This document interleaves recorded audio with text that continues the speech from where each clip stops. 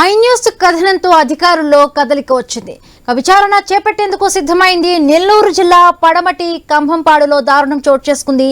దేవాలయం వద్ద నిద్రిస్తున్న 6 ఏళ్ల నాగరాజును ట్రాక్టర్తో వెనక నుంచి తొక్కించాడు ఓ మైనర్ బాలుడు. దీంతో నాగరాజు మృతి చెందాడు. అయితే ఈ విషయాన్ని గోప్యంగా ఉంచేందుకు ప్రయత్నించారు స్థానిక నేతలు. దీన్ని ఉన్నది ఉన్నట్టుగా ఐ న్యూస్ లో కథనం టెలికాస్ట్ అయింది. అలర్ట్ అయిన అధికారులు మృతుడి పేరెంట్స్ ని పిలిపించి వివరాలు తీసుకున్నారు.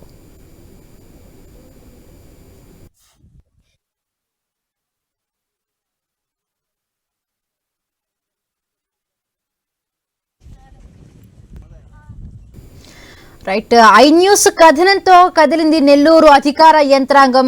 నెల్లూరు జిల్లా పడమటి కుంభంపాడులో 6 ఏళ్ల బాలుని ట్రాక్టర్తో తొక్కించాడు మైనర్ బాలుడు. ఈ విషయాన్ని బయటకు రాకుండా కూడా స్థానిక నేతలు అక్కడ ఉంచడం జరిగింది. సో ఐ న్యూస్ కథనంతో ఈ విషయం మీడియా ప్రపంచానికి తెలిసింది. రైట్, దీనికి సంబంధించి మరిన్ని పూర్తి అప్డేట్స్ మా కరెస్పాండెంట్ సునీల్ అందిస్తారు. సునీల్.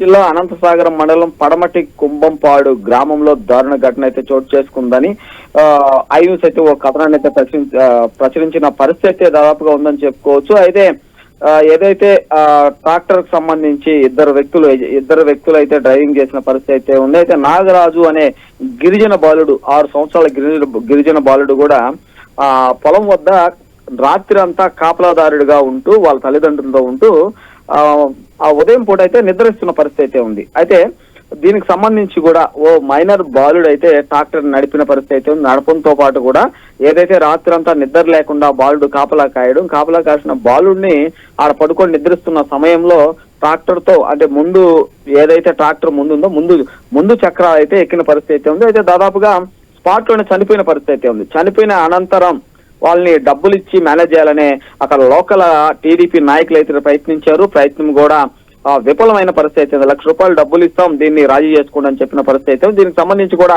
అక్కడ గ్రామస్తులు అయితే కూడా ఐ న్యూస్ కి జరిగిన విషయాన్ని అందజేసిన పరిస్థితి అయితే ఉంది. అయితే ఎక్స్క్లూజివ్ గా కూడా ఐ న్యూస్ అయితే ఈ కథనాన్ని ప్రచురించిన పరిస్థితి అయితే ఉంది. దీంతో పాటు కూడా ఈ రోజు ఉదయం 10 గంటల నుంచి 12 గంటల లోపు అంటే నిన్న ఏదైతే బాలుడు చనిపోయాడో ఎవరికి ఇంటిమేషన్ లేకుండా ఆ బాలుడిని అయితే దహనం చేసిన పరిస్థితి అయితే నెలకొందని చెప్పుకోవచ్చు. దీనికి సంబంధించి కూడా ఈ రోజు అధికారులు అయితే అక్కడికి వెళ్ళిన పరిస్థితి అయితే ఉంది. అక్కడికి వెళ్ళి తల్లిదండ్రులను ఎవరైతే భయపడి ఊర్లో నుంచి బయట పంపించారో వాళ్ళని కూడా పిలిపించి మాట్లాడిన పరిస్థితి అయితే ఉంది. మాట్లాడిన అనంతరం నిన్న దహనం చేసిన బాలుడిని అయితే పోస్ట్ మార్టం అయితే చేసిన పరిస్థితి అయితే ఉంది.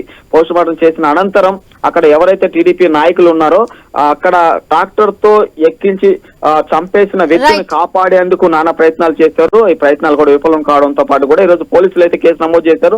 కేసు నమోదు చేసిన అనంతరం కూడా వారిపై ఏదైతే ఆరోపణలపై శిక్ష విధించే విధంగా కూడా పోలీసులు చేయాలని కూడా అక్కడ ఎస్టీ గిరిజన కాలనీకి సంబంధించిన నాయకులకు చెప్పిన పరిస్థితి ఉంది.